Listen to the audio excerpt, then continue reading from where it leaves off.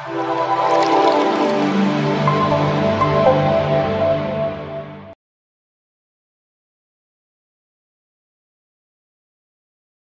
శ్రీరామ్. నమస్కారం అండి. 2025 సంవత్సరం ద్వాదశ రాశి వాళ్ళ ఫలితాలు ఎలా ఉన్నాయో తెలుసుకుందాం. ముఖ్యంగా ఈ సంవత్సర ఫలితాలు అనేవి మనం ఎలా తెలుసుకుంటాము అంటే, దీర్ఘకాలిక గ్రహ సంచారం చేసే గ్రహాల వల్ల మనం తెలుసుకుంటాం. దీర్ఘకాలిక అంటే సంవత్సరం పొడవుగా ఒకే రాశిలో ఉంటూ సంచారం చేయబోతున్న ఆ గ్రహాల నుంచి మనము ఎలాంటి ఫలితాలు వస్తాయో మనము తెలుసుకుంటున్నాం. అంటే ముఖ్యంగా శని, గురు, రాహు, కేతు ఈ 4 గ్రహాల నుంచి మనకి ఈ సంవత్సరం అంతా ఎలా ఉంటుంది, గురుబలం ఉందా, శని బలం ఉందా, ఇలా మనము తెలుసుకుంటున్నాం. అంటే శని 2.5 సంవత్సరాలు తీసుకుంటాడు ఒక రాశి నుంచి ఇంకొక రాశికి మారడానికి. గురువు గారు ఒక సంవత్సరం ఒక రాశి నుంచి ఇంకొక రాశికి మారడానికి 1 సంవత్సరం పాటు తీసుకుంటున్నారు. రాహు కేతులు ఇద్దరు కూడా ఒక రాశి నుంచి ఇంకొక రాశికి మారడానికి 18 మాసాలు తీసుకుంటున్నారు. ఇక్కడ ముఖ్యంగా ఈ గోచార ఫలితాలు అంటే రాశి ఫలితాల మీదే ఎక్కువ మంది డిపెండ్ అవుతున్నారు. మనకంటూ ఒక స్వజాతకం అనేది ఉంటుంది. ఇప్పుడు గురుబలం ఉంది, శని బలం ఉంది, చాలా బాగుంటుంది అని చెప్పినప్పటికీ కొంతమంది కామెంట్స్ పెడుతున్నారు, మీరు చెప్పినట్లా జరగట్లేదు అని. ఎందుకు అంటే మీ జన్మ జాతకంలో ఏదైనా గ్రహదశ జరుగుతూ ఉన్నప్పుడు, ఏదైనా గ్రహదశ అంటే దుస్థానానికి సంబంధించిన గ్రహదశ జరుగుతూ ఉన్నప్పుడు, మీ జాతకంలో శని బలహీనపడ్డప్పుడు, అక్కడ గోచారంలో ఇప్పుడు శని మీనరాశికి వెళ్తున్నాడు, అక్కడ అష్టకవర్గ బిందువులు తక్కువ ఇచ్చి ఉంటే ఆ ఫలితాలు అనేది పూర్తిగా రావు. దశాభుక్తి మనం మ్యాచ్ చేసుకోవాలి. ఇప్పుడు ఫర్ ఎగ్జాంపుల్, ఇప్పుడు ఒక వ్యక్తికి శని మహాదశ అనేది జరుగుతున్నది. ఆ వ్యక్తికి శని బలిష్టంగా ఉన్నాడు, మంచి స్థానాల మీద ఉన్నాడు, మంచి నక్షత్రం మీద ఉన్నాడు. సో బలిష్టంగా ఉన్నాడని అర్థం. ఆ దశ కొద్దిగా బాగా జరుగుతూ వెళ్తూ ఉంటుంది. అలా ఆ దశాభుక్తి జరుగుతూ ఉన్నప్పుడు సపోజ్ మధ్యకాలంలో కానీ లేదా ఎప్పుడైనా సరే ఆ దశాకాలం పీరియడ్లో ఏళ్ళనాటి శని వచ్చినప్పుడు కొద్దిగా డిస్టర్బెన్స్ ఫీల్ అవ్వడానికి ఛాన్సెస్ ఉంటుంది. ఎందుకంటే ఏళ్ళనాటి శని కదా, ఇక్కడ శని మహాదశ అంటే మీ జాతకంలో శని బలిష్టంగా ఉన్నాడు కాబట్టే ఏళ్ళనాటి శని వచ్చినప్పటికీ కొద్దిగా డిస్టర్బెన్స్ ఫేస్ చేస్తారు. ఏళ్ళనాటి శని వచ్చినప్పుడు అందరికీ ఇబ్బందులు రావు, ఇది బాగా గుర్తుపెట్టుకోండి. అదే ఒక వ్యక్తి జాతకంలో శని బలహీనపడ్డాడు, పూర్తిగా బలహీనపడ్డాడు. అలా శని బలహీనపడినప్పుడు ఎలా ఉంటుంది అంటే భయము, ఉద్యోగం సరిగ్గా ఉండదు, ఉద్యోగం దొరికినా చేయలేకపోతూ ఉంటాము, ఉద్యోగంలో చికాకులు ఎక్కువగా ఉంటాయి. ఏదో చిన్న ఉద్యోగము, శారీరకంగా ఎక్కువ కష్టపడాల్సిన ప్రమేయం ఏర్పడుతూ ఉంటుంది. ఉద్యోగంలో చుట్టూ భయం ఏర్పడుతూ ఉంటుంది. ఆత్మవిశ్వాసం అనేది ఉండదు. ప్రతి విషయంలో ఆటంకాలు, సమాజంలో మనకి అవమానాలు జరుగుతూ ఉంటాయి శని బలహీనపడ్డప్పుడు. అలాంటి సిచ్యుయేషన్, అలాంటి జాతకుడు బలహీనపడిన ఒక శని మహాదశ జరుగుతూ ఉన్నప్పుడు ఏళ్ళనాటి శని వచ్చింది అంటే పూర్తిగా చాలా కష్టాలు వచ్చేస్తూ ఉంటాయి. అంటే మీ జాతకంలో శని బలిష్టంగా ఉన్నప్పుడు ఏళ్ళనాటి శని వస్తే ఏదో కొద్దిపాటి ఇబ్బందులు వస్తాయి. మీ జాతకంలో శని బలహీనపడినప్పుడు, ఆ దశ జరుగుతున్నప్పుడు, ఆ సమయంలోనే ఏళ్ళనాటి శని వచ్చింది అంటే పూర్తిగా డిస్టర్బెన్స్, చాలా ఇబ్బందులు. ఇలా అండి అష్టకవర్గ బిందువులు. తర్వాత ఏ దశాభుక్తి జరుగుతుంది, ఆ దశాభుక్తి జరిగేటప్పుడు శని మహాదశ జరుగుతూ ఉంటే ఆ శని ఎక్కడున్నాడు, ఒకవేళ శని మహాదశ జరుగుతూ ఉంది, శని బలిష్టంగా ఉన్నాడు, సో లాభస్థానంలో శని వచ్చాడు అంటే చాలా మంచి ఫలితాలు. అర్థమైందా అండి? ఒకవేళ ఒక వ్యక్తి జాతకంలో శని బలహీనపడ్డాడు, శని మహాదశ జరుగుతూ ఉంటుంది, ఉద్యోగం లేక ఏ చిన్న ఉద్యోగం చేస్తూ కష్టపడుతూ చాలా మానసికంగా, శారీరకంగా ఆత్మవిశ్వాసం లేకుండా ఇబ్బందులు పడుతూ ఉంటాడు. అలాంటి సమయంలో అలాంటి వ్యక్తి జాతకంలో ఉన్న శని మహాదశ జరిగేటప్పుడు లాభస్థానంలో శని వచ్చి, ఆ లాభస్థానంలో గోచారంలో, నేను చెప్తున్నది గోచారంలో శని వచ్చి, అక్కడ గనక అష్టకవర్గ బిందువులు ఏ 4, 5, 6 ఇచ్చి ఉంటే, ఈవెన్ ఇక్కడ మీ జాతకంలో శని బలహీనపడి శని మహాదశ జరిగి మిమ్మల్ని ఇబ్బంది పెట్టినప్పటికీ ఈ లాభస్థానంలో గోచారంలో శని వచ్చినప్పుడు మిమ్మల్ని గ్రాడ్యువల్లీ రైజ్ అయిపోతారు. మంచి ఉద్యోగం దొరుకుతుంది ఆ సమయంలో. ఇది అండి. ఇలా మనం చూసుకోవాలి. ఇది మీకు అర్థమైందని భావిస్తున్నాను. మీరు అర్థం చేసుకోవాలి అనే ఒక ఉద్దేశ్యంతోనే ఇది చెప్పడం జరిగింది. తర్వాత చాలామంది ఏళ్నాటి శని, అష్టమ శని, పంచమ శని, చతుర్థ శని జరిగేటప్పుడు శనిదేవుడి దగ్గరికి వెళ్ళి కొన్ని దీపాలు పెట్టి వస్తూ ఉంటారు. సో అలా మనకి ఎక్కువ శని ఇంపాక్ట్, శని నెగిటివ్ ఇన్ఫ్లుయెన్స్ జరిగేటప్పుడు కాలభైరవేశ్వరుని పూజించాలి. కాలభైరవేశ్వరుని ఎక్కువ తలుచుకోవాలి. కాలభైరవేశ్వరుడు టెంపుల్కి ఎక్కువ వెళ్ళాలి. కాలభైరవేశ్వరుడికి బూడిద గుమ్మడికాయ దీపాన్ని పెట్టాలి. నీలమణి వేసుకోవడము ఇవన్నీ అవాయిడ్ చేయాలి. ఏళ్నాటి శని, పంచమ శని, అష్టమ శని, చతుర్థ శని జరిగేటప్పుడు ఇబ్బంది పెట్టడానికి వచ్చి ఉంటాడు. మళ్ళా మీరు శనిదేవుడి దగ్గరికి సంబంధించిన వస్తువులని వేసుకోవడము, నీలమణి, నల్లబట్టలు వేసుకోవడము ఇవన్నీ చేయకుండా మీరు కాలభైరవేశ్వర ఆరాధన చేయాలి. అప్పుడే ఆ నెగిటివ్ ఇంపాక్ట్ తగ్గేది. సో గోచారంలో వచ్చినప్పుడు గురుబలం ఉంది, అయినా మాకు పెళ్లి కావట్లేదండి, మీరు గురుబలం ఉంది, వివాహ యోగం అని చెప్తున్నారు, పెళ్లి కావట్లేదు. వై? మీ జాతకంలో చెడు గ్రహాల దశ జరుగుతున్నప్పుడు, సో నెగిటివ్ ఇన్ఫ్లుయెన్స్ జరుగుతున్నప్పుడు ఇబ్బందులు ఉంటాయి. అక్కడ మీ జాతకంలో ఏ దోషాలు ఉన్నాయో వాటికి సంబంధించిన పరిహారాలు చేసుకోవాలి. చిన్న చిన్న సింపుల్ రెమెడీస్ వేళ్ల కొద్దీ ఉన్నాయండి. చూడండి, అందరికీ హోమం వర్తించదు. అందరూ హోమం చేపించుకోగానే ఆ నెగిటివ్ ఇన్ఫ్లుయెన్స్ తగ్గదు. ఇది బాగా గుర్తుపెట్టుకోండి. జంప్ స్టోన్ వేసుకోగానే కోట్లు సంపాదిస్తాము, this is fake, this is wrong sentence. కొన్ని సింపుల్ రెమెడీస్ వేళ్ల కొద్దీ ఉన్నాయి. ఫర్ ఎగ్జాంపుల్, చంద్రుడు అంటే ఏంటి? నీళ్లు, వాటర్. ఈ ఎండాకాలంలో వాటర్ అందించండి. లేని వాళ్ళకి వాటర్ ఇవ్వండి. ఎవరైనా వాటర్ అడిగితే కప్పులో పూర్తిగా ఇవ్వండి, అర్థం సగం ఇవ్వకుండా. సో ఇది అండి. ఇలాంటి రెమెడీస్ వేల కొద్ది ఉన్నాయి.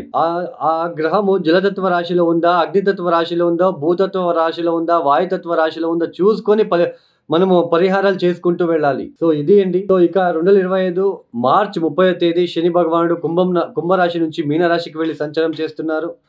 తర్వాత గురువు గారు మే 13వ తేదీ వృషభ రాశి నుంచి మిథునానికి వెళ్ళి సంచారం చేస్తున్నారు. ఇక రాహు కేతులు మే 18 తేదీ తర్వాత రాహు కుంభంలోకి, కేతు సింహంలోకి వెళ్ళి సంచారం చేస్తున్నారు. ఇక ద్వాదశ రాశుల వాళ్ళ ఫలితాలు ఎలా ఉన్నాయో 2025వ సంవత్సరంలో మేషరాశి వాళ్ళకి ఎలాంటి ఫలితాలు ఉన్నాయని తెలుసుకుందాం. ముఖ్యంగా మేషరాశి వాళ్ళకి ఈ ఒక సంవత్సరంలో గ్రహ సంచారం తెలుసుకున్నట్లయితే శని భగవానుడు వచ్చేసి 2025 మార్చి 30వ తేదీ మీ ఒక వ్యయస్థానానికి వచ్చి సంచారాన్ని చేయబోతున్నారు. అంటే ఏలనాటి శని అనేది ప్రారంభమవబోతున్నది. ఇక గురువు గారు చూసుకుంటే 2025 మే 13వ తేదీ వరకు వృషభ రాశి, అంటే మే 13వ తేదీ వరకు మీకు గురుబలం అనేది ఉంటున్నది. మే 13వ తేదీ తర్వాత ఈ ఒక తృతీయ స్థానానికి వెళ్ళి సంచారం చేయబోతున్నారు. అంటే తృతీయ స్థానంలో మీకు గురు భగవానుడు పూర్తిగా చెడు లేదు, పూర్తిగా శుభుడు కాదు, అంటే మిశ్ర ఫలితాలని ఇస్తున్నాడు. అది ఎలా అని మీకు వీడియోలో చెప్తాను. తర్వాత రాహు కేతులు వచ్చేసి ఇక్కడ ముఖ్యంగా రాహు 2025 మే 18వ తేదీ తర్వాత మీ లాభస్థానానికి రాబోతున్నాడు. ఇక కేతుని చూసుకుంటే పంచమ స్థానం అంటే సింహరాశికి వెళ్ళి సంచారం చేయబోతున్నారు. ఈ గ్రహ సంచార రీత్యా ముఖ్యంగా మేష రాశి వాళ్ళకి శని గ్రహ గురించి మనం చూసుకున్నట్లయితే శని భగవానుడు వ్యయస్థానంలో సంచారం చేయబోతున్నాడు. అంటే ఇక్కడ ముఖ్యంగా ఈ ఒక శని అనేది ఏలనాటి శని ప్రారంభమవుతున్నది. ఈ ఏలనాటి శని వ్యయస్థానానికి వచ్చినప్పుడు ఎలాంటి ఫలితాలు, శని ఒక రాశికి వచ్చినప్పుడు ఒకలాంటి ఫలితాలు ఇస్తూ ఉంటారు కర్మానుసారంగా. 12వ స్థానానికి వచ్చినప్పుడు ఒకలాగా ఫలితాలు, జన్మ రాశికి వచ్చినప్పుడు ఒకలాగా ఫలితాలు, ద్వితీయ స్థానానికి వచ్చినప్పుడు ఒకలాగా ఫలితాలు, తృతీయానికి వచ్చినప్పుడు ఒకలాగా ఫలితాలు. ఇప్పుడు వ్యయస్థానానికి వస్తున్నాడు కాబట్టి మేషరాశి వాళ్ళకి కొద్దిగా ఆరోగ్య రీత్యా సమస్యలు తలెత్తే సూచనలు ఉంటాయి. కొద్దిగా శారీరకంగా బరువు తగ్గడం లాంటిది, లేదా ఒక టైర్డ్నెస్, ఎందుకో చాలా టైర్డ్గా ఉంది, నేను పడుకోవాలనిపిస్తూ ఉంటుంది అని అనుకోవడం లాంటిది. తర్వాత ఖర్చులు పెరగడము. బిజినెస్లో కావచ్చు, ఈ ఒక సమయంలో బిజినెస్ వైజ్ ఎక్స్పాన్షన్ చేయాలి అనేది మాత్రం తగ్గించుకోండి. తర్వాత వృత్తి, జాబ్ చేంజ్ చేయాలి అని మాత్రం అనుకోకండి. ఎందుకంటే మీ ఒక దశమాధిపతి వ్యయస్థానానికి రాబోతున్నాడు. ఈ ఒక సమయంలో ప్రయాణాలు ఎక్కువగా ఉంటాయి. వృథా ప్రయాణాలు ఎక్కువగా ఉండే ఆస్కారాలుంటాయి. అంటే అది జాబ్ పరంగా కావచ్చు, బిజినెస్ పరంగా కావచ్చు. ప్రయాణాలు ఎక్కువగా ఉంటాయి. ఈ ఈ సమయంలో మేషరాశి వాళ్ళు నైట్ టైమ్ జర్నీస్ అవాయిడ్ చేయండి. రాత్రి పూట ప్రయాణాలు మీరు మానుకుంటే చాలా మంచిది. ఈ సమయంలో మీకు ఏదో ఒకటి లాసెస్ జరగడానికి అవకాశాలుంటాయి. అది ఎనర్జీ లాస్ కావచ్చు, జాబ్ కావచ్చు, ఫైనాన్షియల్ కావచ్చు. మొత్తానికి ఒక లాస్ అనేది ఇండికేషన్ చేస్తూ ఉంటుంది. కాబట్టి కాస్త జాగ్రత్తగా ఉండే ప్రయత్నం చేయండి. తర్వాత ముఖ్యంగా కొద్దిగా నిద్ర రాకపోవడం లాంటిది కూడా జరుగుతూ ఉంటుంది ఈ ఒక సమయంలో. ఇలాంటి ఒక సిట్యుయేషన్ మాత్రమే ఉంటుంది. ఈ 12వ స్థానంలో శని వచ్చినప్పుడు. జాబ్ లాసెస్ కావచ్చు, బిజినెస్‌లో లాసెస్ కావచ్చు, ఫైనాన్షియల్ లాసెస్ కావచ్చు, ఎనర్జీ లాసెస్ కావచ్చు, లేదా మీ ఒక పేరు అనేది దానికి సంబంధించిన రెప్యుటేషన్‌కి సంబంధించిన లాసెస్ కూడా కావచ్చు. తర్వాత గురువు గారిని మనం చూసుకుంటే తృతీయ స్థానంలో వచ్చాడు. ఈ తృతీయ స్థానం అంటే ఏంటి? కమ్యూనికేషను, ఈ నైబర్స్‌కి సంబంధించింది కావచ్చు. తర్వాత ఈ యొక్క మీ ఒక సిబ్లింగ్స్ సంబంధించింది కావచ్చు. తర్వాత మనకి ప్రయాణాలు షార్ట్ టైమ్ జర్నీస్ అని అంటాం కదా! షార్ట్ జర్నీస్ వాటి గురించి మనము ఈ ఒక తృతీయ స్థానం నుంచి తెలుసుకుంటాం. సో, మనము ఫాస్ట్‌గా మూవ్ అవుతున్నామా లైఫ్‌లో? అది ఎలాంటిదైనా కావచ్చు. తృతీయ స్థానం బలిష్టంగా ఉంటేనే మనకి ఫాస్ట్‌గా మూవ్ అవ్వడము. ఈ నడిచేటప్పుడు కూడా వాకింగ్ స్టైల్ కూడా మనకి ఈ తృతీయ స్థానం నుంచే మనం తెలుసుకోవాలి. తర్వాత కమ్యూనికేషన్ స్కిల్స్, తర్వాత నైబర్స్‌తో ఎలా ఉంటుంది? తర్వాత మీడియా రంగం, మీడియాది కూడా మనం తృతీయ స్థానం. పబ్లిక్ స్థానం అని అంటాం. అలాంటి స్థానానికి గురువు వస్తున్నాడు కాబట్టి, గురువు ఇప్పుడు ఏ దృష్టి పైన మనకి పెడుతున్నాడు? ఏ ఏ రాశుల పైన దృష్టి పెడుతున్నాడు? ఇప్పుడు మీ తృతీయ స్థానంలో కూర్చొని సప్తమాన్ని చూస్తున్నాడు. తర్వాత మీ ఒక దశమాన్ని నవమాన్ని చూస్తున్నాడు. పంచమ దృష్టితో గురువు మిథున రాశిలో కూర్చున్నాడు తృతీయ స్థానంలో. మిథునం, కర్కాటకం, సింహం, కన్య, తుల పంచమ స్థానం. అంటే మీ రాశి నుంచి సప్తమ స్థానంని చూస్తున్నాడు. తర్వాత మనకి మీ రాశి నుంచి నవమ స్థానాన్ని సప్తమ దృష్టితో చూస్తున్నాడు. తర్వాత మీ ఒక లాభస్థానాన్ని గురువు కూర్చొని నవమ దృష్టితో చూస్తున్నాడు కాబట్టి గురువు నుంచి పెద్దగా డిస్టర్బెన్సెస్ అయితే ఉండదు. కమ్యూనికేషన్ స్కిల్స్ బాగా ఉంటాయి. మ్యారేజ్ లైఫ్‌లో ఒత్తిడులు తగ్గుతాయి. తర్వాత హైయర్ ఎడ్యుకేషన్ చేసే వాళ్ళకి చాలా చక్కని ఫలితాలు వస్తాయి. తీర్థక్షేత్రాల దర్శనాలు చేసుకుంటారు. ఎందుకంటే మేషరాశి నుంచి కౌంట్ చేసుకుంటూ వస్తే నవమ స్థానం ఏదవుతుంది? ధనస్సు రాశి. నవమాధిపతినే నవమ స్థానాన్ని చూస్తున్నాడు. అందులోన దేవ గురు బృహస్పతినే నవమాధిపతి నవమ స్థానాన్ని చూస్తున్నాడు అంటే చాలా అద్భుతంగా ఉంటుంది. ధర్మపరంగా ఎవరైతే బాగా నడుచుకుంటూ ఉంటారో వాళ్ళకి ఇది ప్లస్ పాయింట్. సో, స్పిరిచువల్‌గా ఎవరైతే వెళ్తూ ఉంటారో ఈ ఒక సమయం ఇది this is the plus, this is the time, this is the right time. So, దేవతా దర్శనము, ధర్మానికి సంబంధించినది, టెంపుల్‌లో పనిచేసే అర్చకులు కావచ్చు, అంటే దేవుళ్ళకి సంబంధించిన విషయంలో ఎవరైనా పనిచేస్తూ ఉంటారు. ఫోటో వర్క్స్ కావచ్చు, దేవుడి గుడిలో పనిచేసే వాళ్ళు కావచ్చు, పురోహితులు కావచ్చు, తర్వాత జ్యోతిష్యులు కావచ్చు, తర్వాత టీచర్స్ కావచ్చు, ప్రొఫెసర్స్ కావచ్చు, మార్కెటింగ్ పని చేసేవాళ్ళు కావచ్చు, మీడియా రంగంలో పనిచేసే వాళ్ళు కావచ్చు, వీళ్ళందరికీ కూడా ప్లస్‌గా మారుతుంది. చాలా చక్కని ఫలితాలు వస్తాయి. గురువు నుంచి చాలా బాగుంటుంది. పైగా లాభస్థానాన్ని చూస్తున్నాడు నవమ దృష్టితో, సప్తమ దృష్టితో నవమ స్థానాన్ని. సో, గురువు నుంచి మేజర్‌గా డిస్టర్బెన్సెస్ అయితే ఉండదు. అయితే 12వ స్థానంలో శని ఉంటున్నాడు కాబట్టి లాసెస్ జరగడానికి అవకాశాలుంటాయి. మీ డబ్బు జాగ్రత్త, మీ ఉద్యోగం విషయంలో జాగ్రత్త, బిజినెస్ విషయంలో జాగ్రత్త.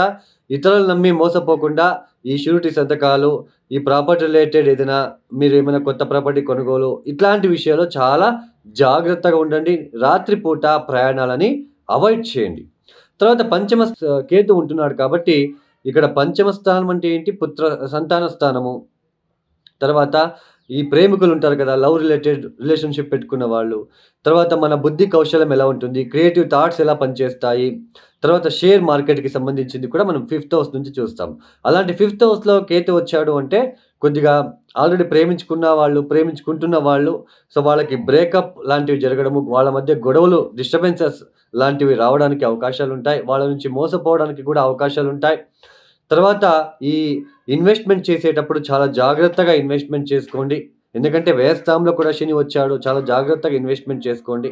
తర్వాత సంతానం రీత్యా కొద్దిగా ఆటంకాలు, డిస్టర్బెన్సెస్ ఏర్పడడానికి అవకాశాలుంటాయి. మొత్తంగా మేషరాశి వాళ్ళకి కాస్త మిశ్ర ఫలితాలు గోచరిస్తున్నాయి. సో, కాలభైరవేశ్వర అష్టకం చదువుకోవడము, కాలభైరవేశ్వరుడికి బూడిద గుమ్మడికాయ దీపాన్ని పెట్టి రావడము ప్రతి శనివారం నల్ల నువ్వుల ఉంటలు, నల్ల నువ్వులు, బెల్లం కలిపి ఉంటలు చేస్తారు. వాటిని ఆవులకి తినిపించడము, ఈ ఒక బీరువా లాంటివి, ఇనుపతో చేసిన బీరువా లాంటివి వృద్ధాశ్రమాలకి మీరు ఇచ్చుకోవడం లాంటిది చేసుకోవడము చాలా మంచిది. ఈ సమయంలో దత్తాత్రేయ క్షేత్రాలకి వెళ్లి దత్తాత్రేయ ఆరాధన చేసుకోవడానికి ప్రయత్నం చేయండి. దత్త చరిత్ర చదువుకోవడానికి ప్రయత్నాలు చేసుకోండి. ఏ పని మొదలుపెట్టినా విఘ్నేశ్వరుడిని తలుచుకొని మొదలుపెట్టండి. ఈ యొక్క వీడియో మీకు నచ్చితే లైక్ చేయండి, షేర్ చేయండి, సబ్స్క్రైబ్ చేసుకోండి. సర్వే జనో సుఖినో భవంతు. ధన్యవాదములు. జై శ్రీరామ్.